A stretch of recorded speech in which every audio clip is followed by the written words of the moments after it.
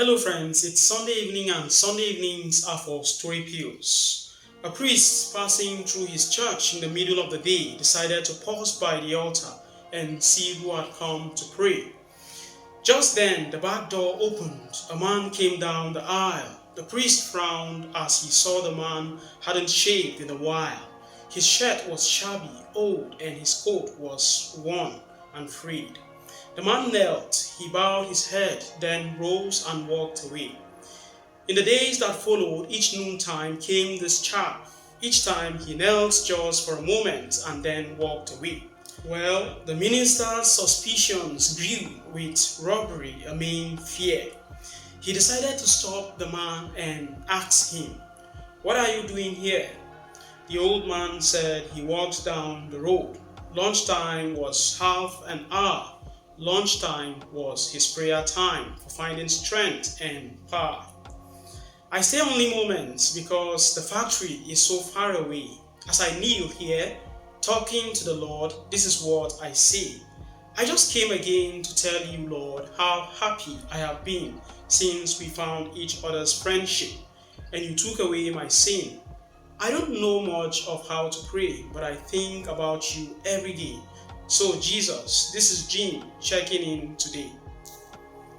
The priest, feeling foolish, told Jim that it was fine.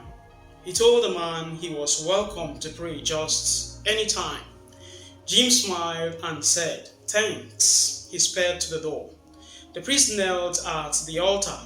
He had never done this before. His cold heart melted, warmed with love. He met with Jesus there as the tears flowed in his heart. He repeated old Jim's prayer, "How happy I have been since we found each other's friendship and you took away my sin. I don't know much of how to pray, but I think about you every day. So Jesus, this is me checking in today." Past noon one day, the priest noticed that old Jim hadn't come. As more days passed without Jim, he began to worry. At the factory, he asked about him, learning he was ill. The hospital staff was worried, but he had given them a thrill. The week that Jim was with them brought changes in the ward. His smiles, a joy that was contagious. The head nurse couldn't understand why Jim was so glad when flowers, cups, or cards did not come in. Not a visitor he had. The priest stayed by his bed. He voiced the nurse's concern. No friends came to show they cared. He had nowhere to turn. Looking surprised, old Jim spoke up and with a winsome smile, "The nurse is wrong. She couldn't know that in here all the while every day at noon he is here, a dear friend of mine. You see, he sits right down, takes my hand, leans over and says to me, 'I just came again to tell you, Jim, how happy I have been since we found this friendship and I took away your sin.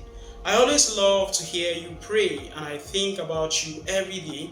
So, Jim, this is Jesus checking in today.'" You see, Jesus never abandons his friends, those who find time to keep company with him. Even when we do not see him, he is always there, especially when life seems so difficult.